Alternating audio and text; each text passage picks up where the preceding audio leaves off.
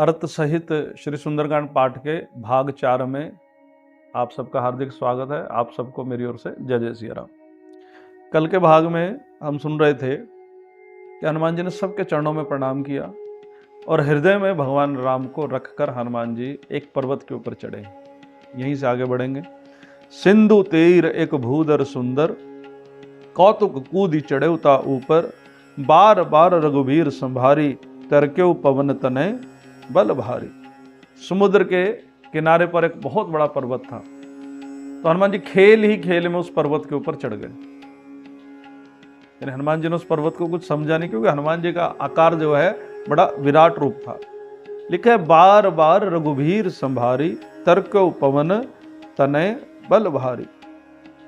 बार बार रघुवीर संभारी, इसके भी दो अर्थ अलग अलग संतों द्वारा कहे गए हैं। कुछ कहते हैं कि हनुमान जी ने अपने हृदय में बार बार राम जी को संभाला, क्योंकि हृदय में राम जी को लेकर जा रहे थे। तो कुछ ये भी कहते हैं कि नहीं हनुमान जी ने नहीं संभाला, उल्टा हनुमान जी को राम जी ने संभाला, क्योंकि हनुमान जी जिस पर्वत के ऊपर पांव रखते थे वह पर्वत पाताल में धंस जाता था, और जैसे ही वह पाताल में दबता था तो हनुमान जी का थोड़ा सा दौड़ने का बैलेंस खराब होता था, तो हनुमान जी थोड़े से डगमगाते थे।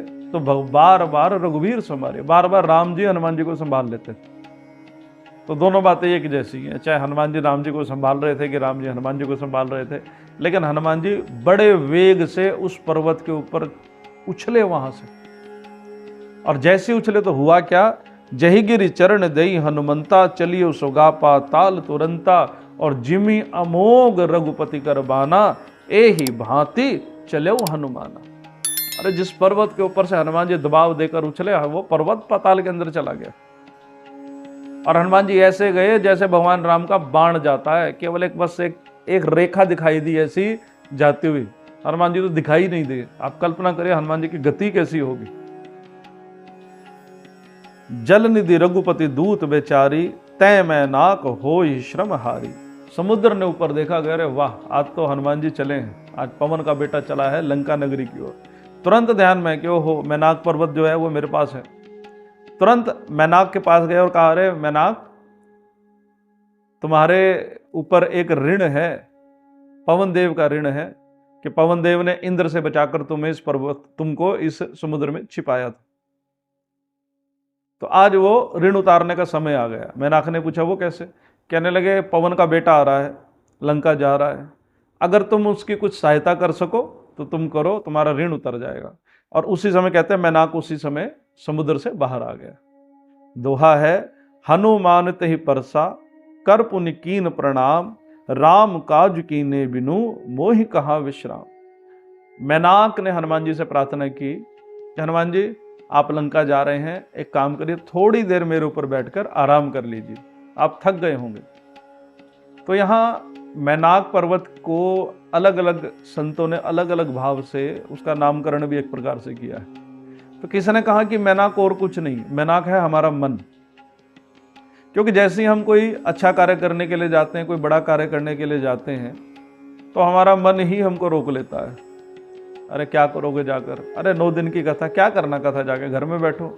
अरे काहे के लिए इतनी मेहनत करते हो? ये मन हमको कहता है, और हम उस कार्य को करने से मना कर देते हैं, यानी उस कार्य को हम लोग छोड़ देते हैं।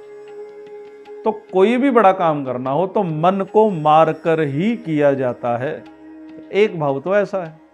अच्छा, एक संत का भाव ऐसा भी है कि मैनाक पर्वत सोने का पर्वत था, और सोने के दो अर्थ हैं, एक है गोल्ड वाला सोना और एक होता है नींद वाला सोना।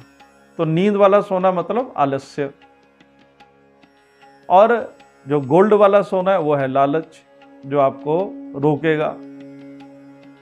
अरे क्या करोगे जाकर? अरे सो जाओ चुपचाप। और दूसरा ये भी कहते हैं कि देवराज इंद्र ने सोचा, देवताओं ने सोचा कि रावण की लंका तो सोने की है, अगर हनुमान जी सोने के लालच में फंसने वाले हुए तो ये सोने का पहाड़ देकर यहीं अटक जाएंगे, इससे आगे बढ़ेंगे नहीं। लेकिन धन्य है हनुमान जी महाराज, जिन्होंने मैनाक का अपमान भी नहीं किया है, और मैनाक को समझा भी दिया। हनुमान जी ने लिखा है, मानस में लिखा है, हनुमान तई परसा। हनुमान जी ने केवल ऐसे हाथ से छुआ, फिर प्रणाम किया, और फिर कहा कि राम जी के काम में किसी प्रकार के विश्राम की आवश्यकता है ही नहीं। मैनाक, तुमने जो मेरे लिए किया है उसके लिए तुम्हारा बहुत बहुत बहुत धन्यवाद। यहाँ पर एक चीज़ और भी है कि हनुमान जी ने अपमान नहीं किया। ये हमको एक चीज़ सिखा रहा है कि धन का कभी भी अपमान नहीं करना चाहिए। बहुत लोग आपने सुना होगा कि वो तो धन को हाथ नहीं लगाते, वो तो ऐसा है, वो तो पैसा लेते ही नहीं। तो एक बात हम सबको ध्यान रखना चाहिए कि अगर धन नहीं होगा तो हम अपने घर में यज्ञ भी नहीं कर पाएंगे। ये जरूर है कि धन के पीछे पागल नहीं होना चाहिए किसी को। ये नहीं कि धन ही सब कुछ है, लेकिन आज के समय में धन बहुत कुछ है, इसलिए धन का अपमान नहीं करना चाहिए। हनुमान जी ने हमको सीख दी, हनुमान जी ने अपमान नहीं किया।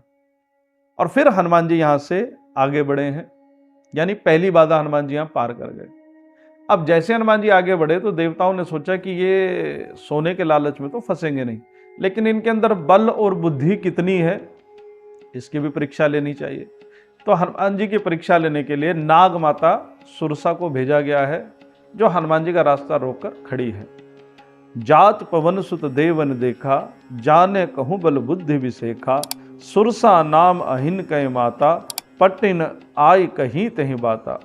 आज सुरन मोहि दीन आहारा, सुनत वचन कह पवन कुमारा, राम काजु करी फिर मैं आओ, सीता कहीं सुधी प्रभु ही सुनाओ। सुरसा ने हनुमान जी का रास्ता रोक लिया।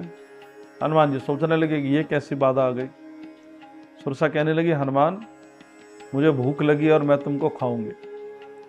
हनुमान जी ने कहा कि माता मैं प्रभु श्री राम का काम कर दूं, मैं राम जी को सीता माता का संदेशा दे दूं, आपको भूख ही लगी है ना, उसके बाद मैं आ जाऊंगा, मैं स्वयं आपके मुख में बैठ जाऊंगा और आप मुझको खा लेना।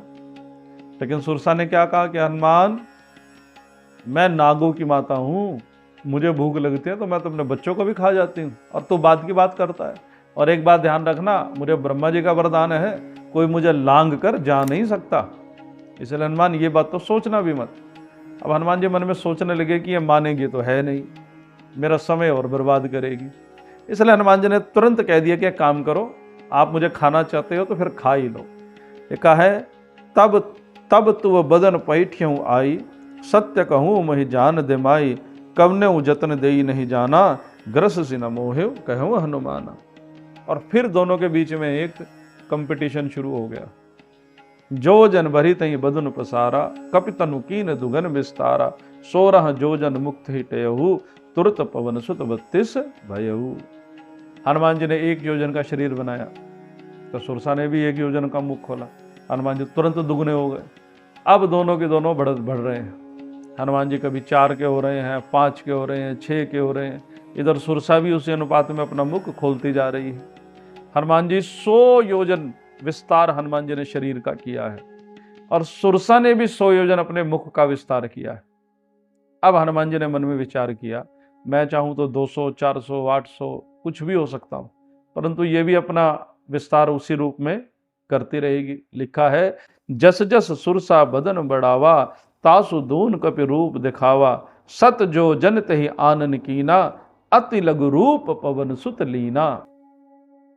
हनुमान जी ने 100 योजन का रूप धारण करके सबसे पहले अपना बल दिखाया और अब अपनी बुद्धि दिखाई है। तुरंत मच्छर जैसे छोटे हो गए। बदन पैठ पुनि बाहिर आवा, मांगा विदा ताहि सुरुनावा, मोहि सुरन जहि लागी पठावा, बुद्धिबल मर्म तोर मैं पावा। उसी सुरसा के मुख में घुस गए और जितनी देर में सुरसा का मुख बंद होता उतनी देर में तो हनुमान जी सुरसा के कान से निकलकर बाहर आ गए और उसी सुरसा को हनुमान जी ने प्रणाम किया है। वही सुरसा अब हनुमान जी को आशीर्वाद दे रही है, राम काज सब करी हहु, तुम बल बुद्धि निधान, आशीष देई गई सो हर्ष चले हनुमान। उसी सुरसा ने हनुमान जी को आशीर्वाद दिया कि हनुमान राम जी का कार्य तुम ही कर सकते हो। और क्यों कर सकते हो? क्योंकि तुम बल और बुद्धि के निधान हो, यानी तुमने पहले अपना बल दिखाया और फिर उसके बाद अपनी बुद्धि दिखाई है। ऐसे हैं हनुमान जी कि अपने शत्रु से ही हनुमान जी ने आशीर्वाद ले लिया। यही हमको हनुमान जी से सीखना चाहिए। आज के भाग में इतना ही, आगे की कथा अगले भाग में। तब तक आप सबको मेरी ओर से जय जय सिया राम।